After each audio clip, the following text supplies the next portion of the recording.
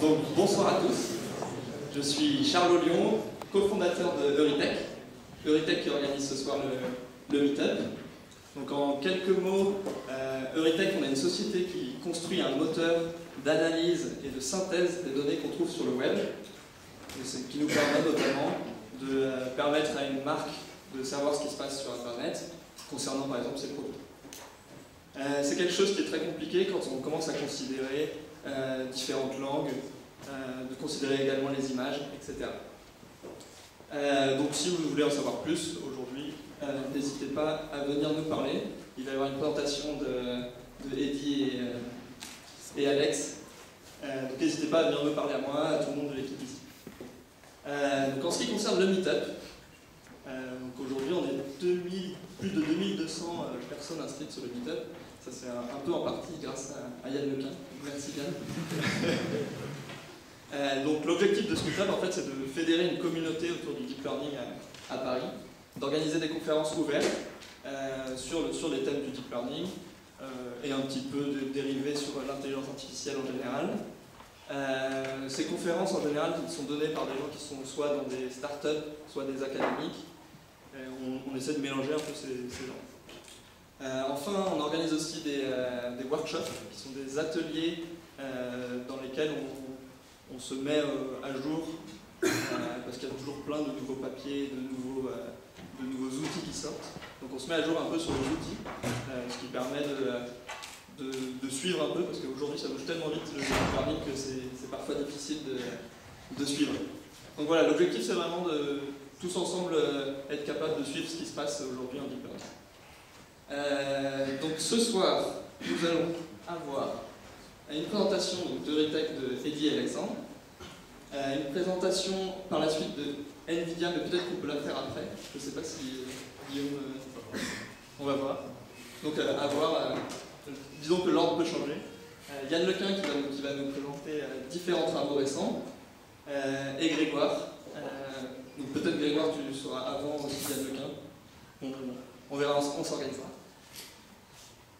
Je tiens à remercier déjà Télécom de nous accueillir, mais également NVIDIA et Facebook AI Research qui nous ont sponsorisés pour cet événement, qui nous offrent notamment des rafraîchissements qu'on pourra partager après les conférences. Et enfin, juste quelques mots sur les prochains événements. On va faire un workshop en fin mai, début juin, qui sera probablement sur le framework TensorFlow ou Keras, sachant que Keras ça peut être aussi TensorFlow. Donc on vous tiendra au courant, ce sera par email, il y aura des inscriptions. L'objectif d'un workshop comme ça, c'est qu'on va vous donner un problème avec un jeu de données, ou peut-être deux problèmes, et tout le monde travaille à essayer de construire les meilleurs modèles, et ensemble on avance et on essaye de s'améliorer sur TensorFlow, sur Keras. Et enfin, la meetup, on essaie de les faire tous les 2 mois. Donc le prochain, ce sera probablement en juin. Donc on vous préviendra à ce moment-là. Donc voilà, c'est tout pour moi ce soir. Je vais laisser la parole à Eddy et Alexandre d'Euritech qui vont nous parler de modèles de langage.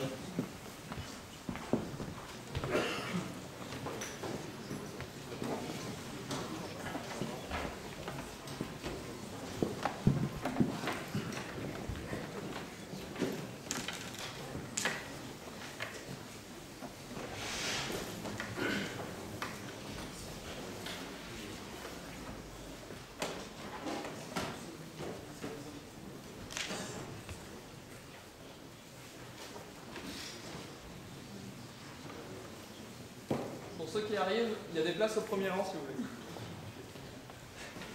Voilà.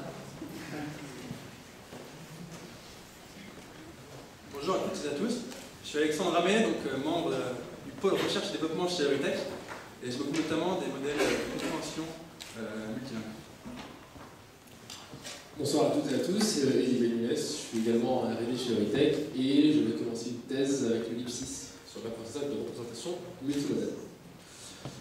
Alors, chez Euritech, on est confronté à une problématique qui est celle de l'analyse des documents web.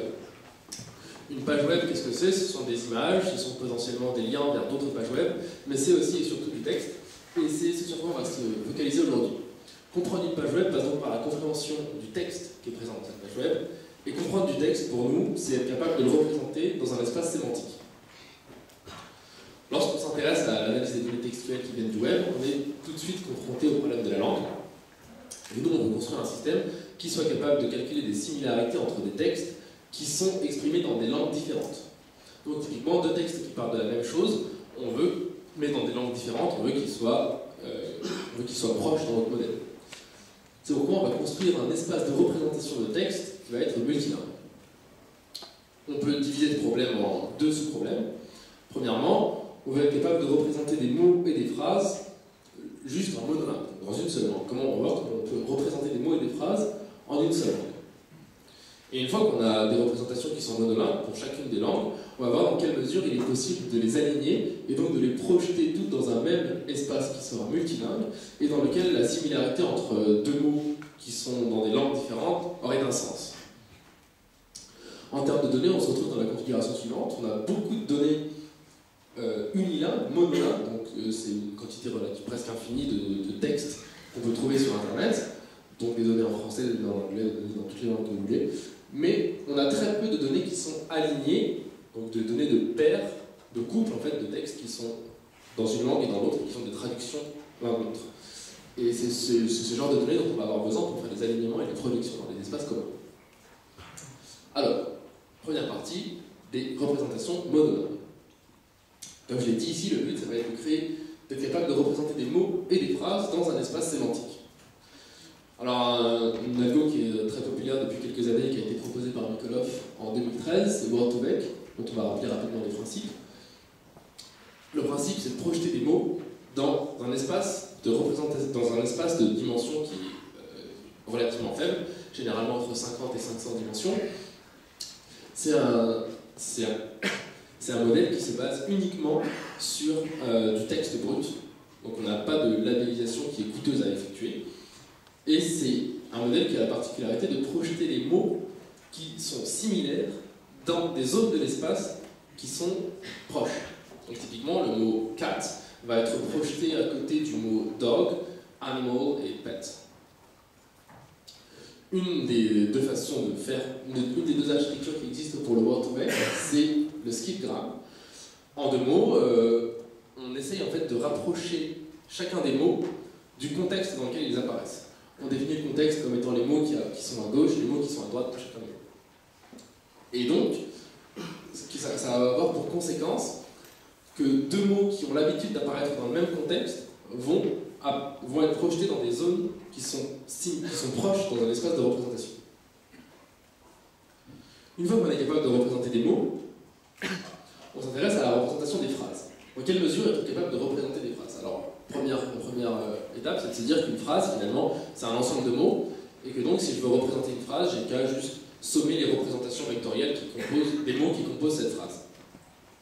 C'est une représentation vectorielle de phrase qui ne prend pas en compte l'ordre des mots, mais qui est relativement facile à implémenter, parce que vous n'avez qu'à sommer des représentations de mots.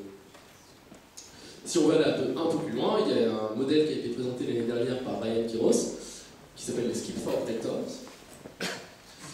Le principe est ici d'apprendre directement à composer des représentations de mots pour avoir des représentations de phrases.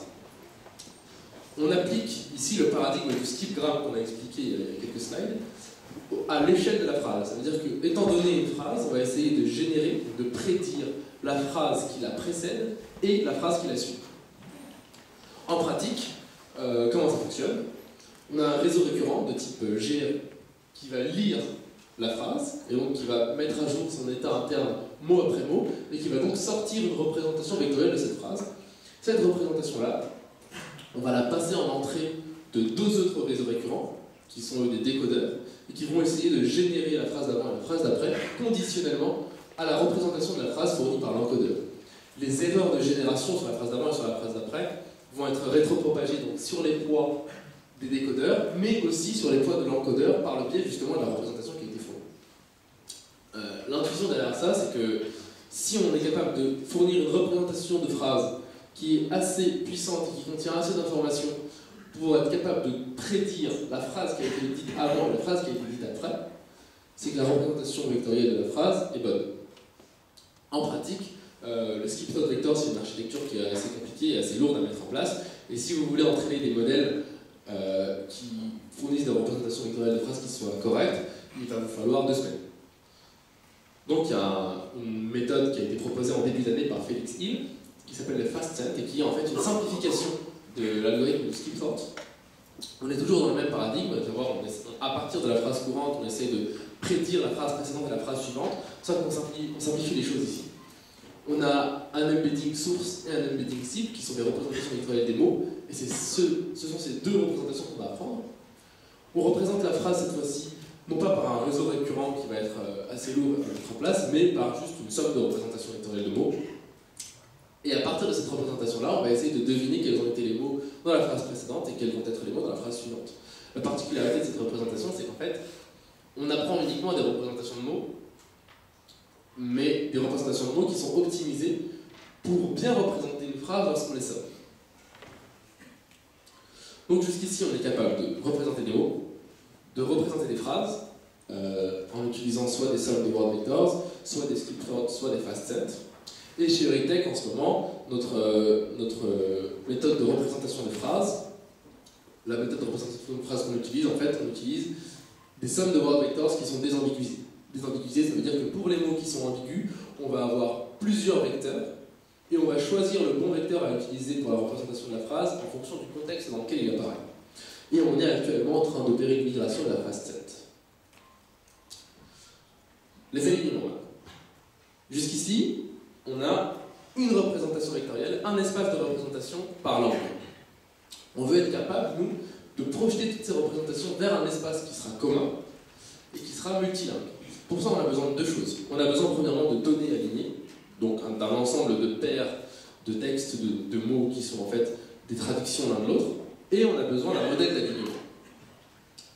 En termes de données, pour les langues européennes, on utilise le corpus Europarl, qui est en fait un ensemble des textes du Parlement européen traduits dans toutes les langues européennes, donc de l'anglais vers les autres langues. C'est un corpus de paires de phrases, et on extrait de ce corpus de paires de phrases des paires de mots, grâce à l'algorithme GISA, qui nous fournit donc un ensemble de paires de mots avec la probabilité qu'ils soient des traductions l'un de l'autre. On extrait comme ça 30 000 paires de mots. Et pour les langues qui ne sont pas européennes, on prend les 20 000 mots de la langue anglaise les plus fréquents et on les traduit dans les autres langues. On l'a fait pour le chinois, le russe, le coréen et l'arabe.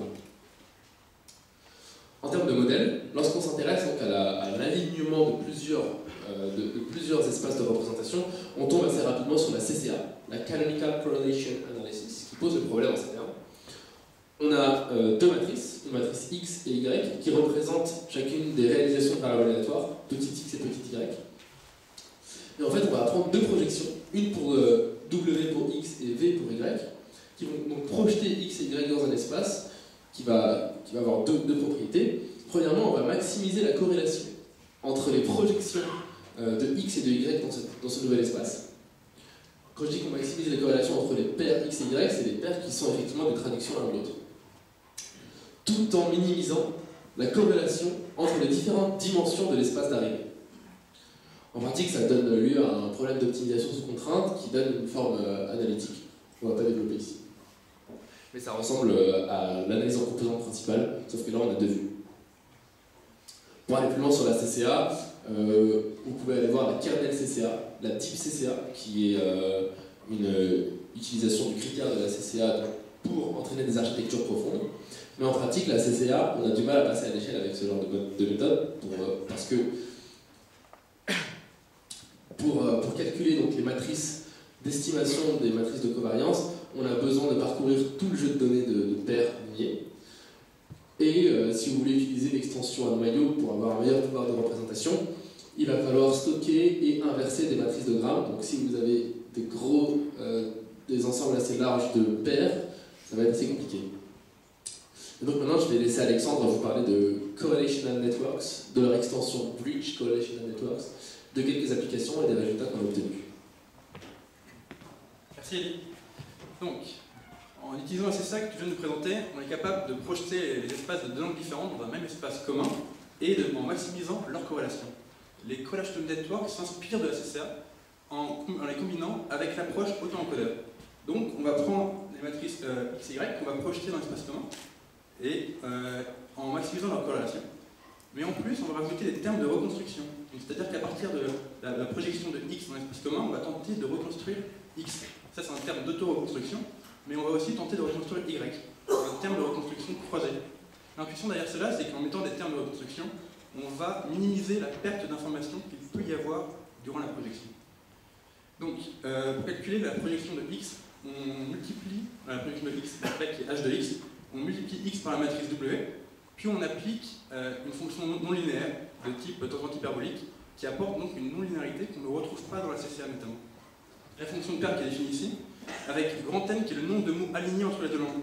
Donc si xi est le vecteur correspondant au mot français chat, bah, yi va être le vecteur correspondant au mot anglais équivalent, c'est-à-dire cat. Alors là, il y a 4 termes dans la fonction de perte. Le premier terme, c'est le terme de reconstruction de la paire xy à partir de la paire xy. Le second terme de la paire xy à partir de x. Le troisième terme de la paire xy à partir de y.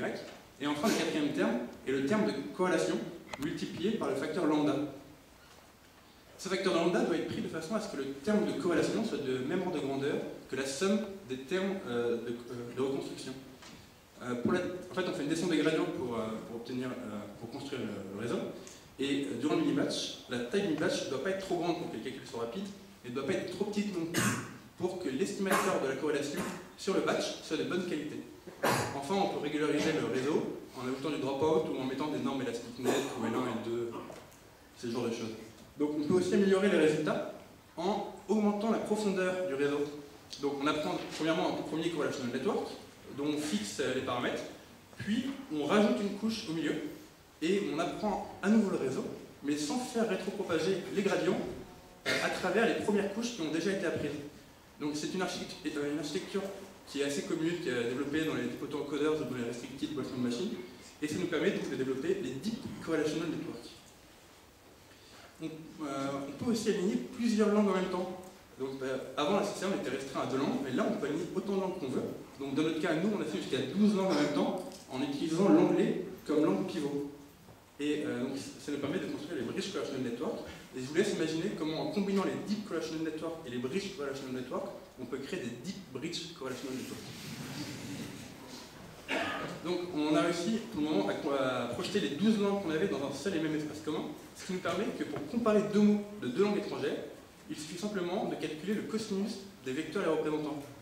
Donc là, on a pris le bigram machine learning en anglais, et on a calculé tous les mots les plus proches dans les 12 langues qui nous intéressent. Et on remarque notamment que le mot français le plus proche, c'est apprentissage automatique, avec une similarité de 0,83.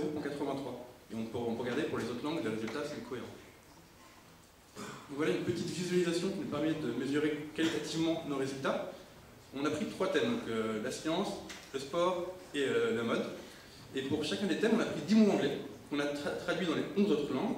On a récupéré tous les vecteurs, on a appliqué une méthode de réduction de dimension de TSNE. Et enfin, on a projeté les résultats ici. Donc il y a une couleur par thème et une forme par langue. Et ce qu'on constate, c'est que le résultat est totalement hétérogène par rapport au thème. Donc il y a 3 clusters apparents qui apparaissent. Donc en haut à gauche, le cluster de la mode, en bas, le cluster du sport, et en haut à droite, le cluster de la science. Et en revanche, chaque cluster est homogène par rapport aux langues, c'est-à-dire qu'on ne retrouve pas de petits clusters de langues au milieu. Alors, pour mesurer quantitativement la performance de nos résultats, on utilise le dataset WordSim, qui est composé de 353 paires couples de mots, dont la similarité a été jugée par des experts. Et nous, ce qu'on fait, c'est qu'on reprend ces couples, on calcule la similarité d'après nos modèles, et après on calcule la corrélation des résultats qu'on obtient avec ceux donnés par les experts. Donc un score de 1 et un score parfait en fait. Et il faut savoir que dans la littérature, le dataset est décomposé en 2 sous-parties. Et donc ce qu'on constate déjà, c'est que nos résultats sont assez proches de state of the art, donc des meilleurs résultats.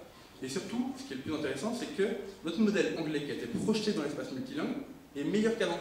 C'est-à-dire qu'il a appris des langues avec lesquelles il a été aligné, et il a compris certaines subtilités. Donc en anglais, il y a plein de datasets, mais à notre connaissance, il n'y en a pas pour les autres langues.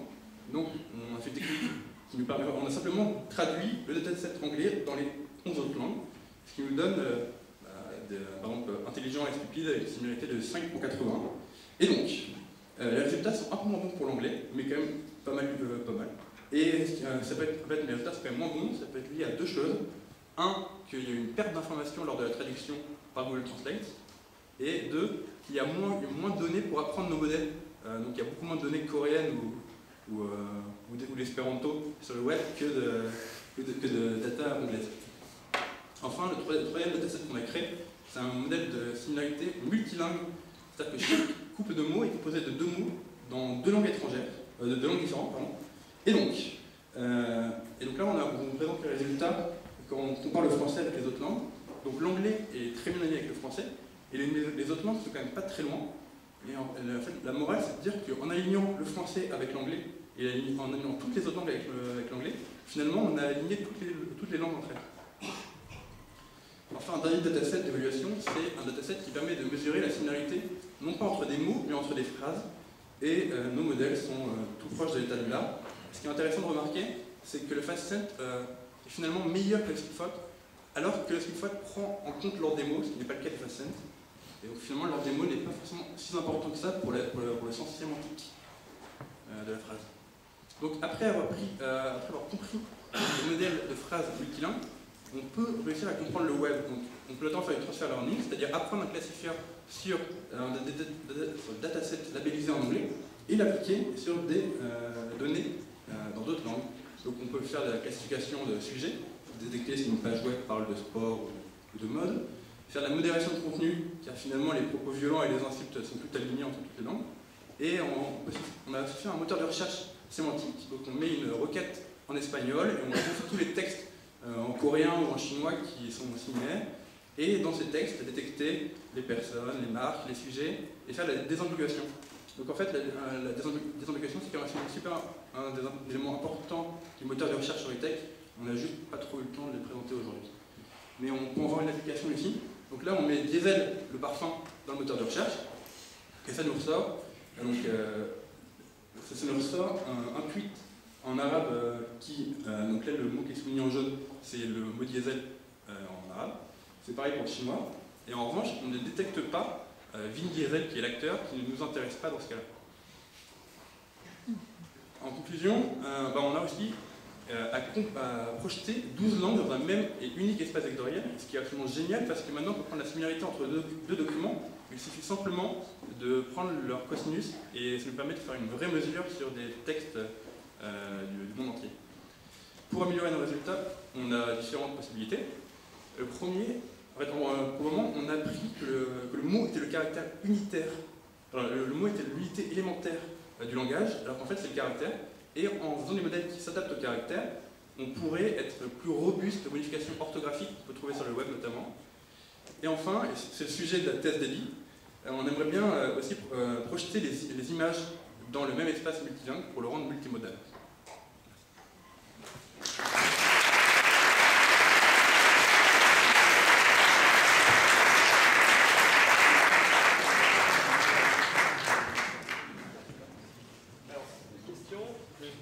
Passer des micros. On a le temps pour quelques questions. 1, 2, 1, 2. Questions ?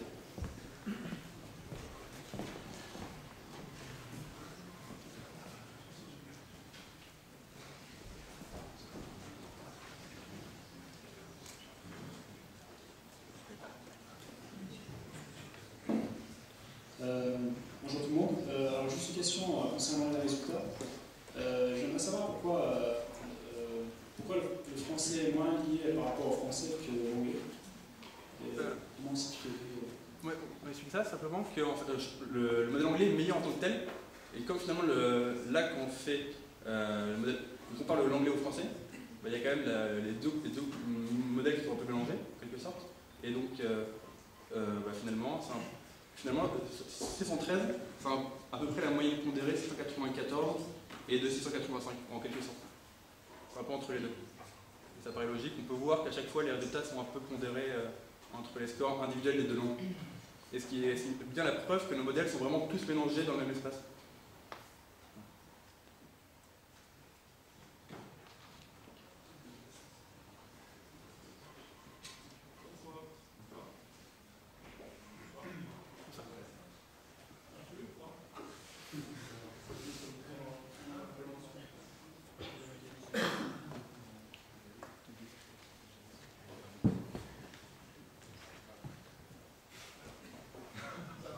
Ça a marché? Ouais.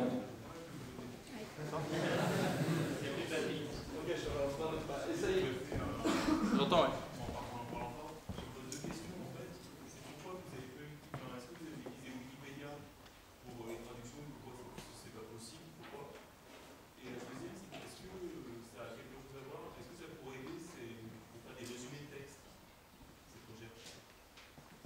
Alors oui, on a utilisé Wikipédia pour entraîner nos modèles. Et pour les dictionnaires, il y a pas mal d'algorithmes qui se développent par rapport à ça. Ouais.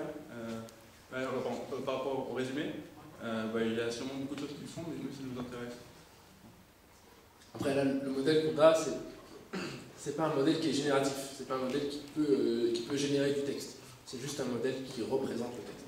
Donc pour l'instant, on ne peut pas l'utiliser tel quel, disons, pour faire du résumé automatique de texte. Une question encore, oui.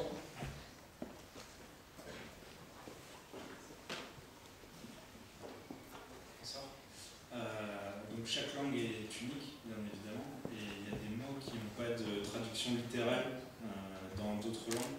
Il y a un mot que j'aime bien en anglais, par exemple, le momentum, qui n'a pas de traduction exacte en français. Comment vous faites pour gérer ce genre de particularité entre les langages? Est-ce que vous utilisez des périphrases ou des choses comme ça pour les mots qui n'ont pas de traduction dans toutes les langues? En fait, nous, ça c'est pas supervisé du tout, donc finalement c'est l'algorithme qui va apprendre de lui-même, et ça sera très intéressant de voir quel est le mot le plus proche en français de momentum. Mais ça pour le coup, nous on l'a pas forcé, on lui a rien. Et voilà, donc ça vous... Et surtout, même si c'est le cas pour beaucoup de mots dans chacune des langues, je pense qu'en moyenne, de façon générale, statistiquement, on peut dire que les mots ont des traductions mutuelles dans toutes les langues, même s'il y a des cas particuliers comme vous dites.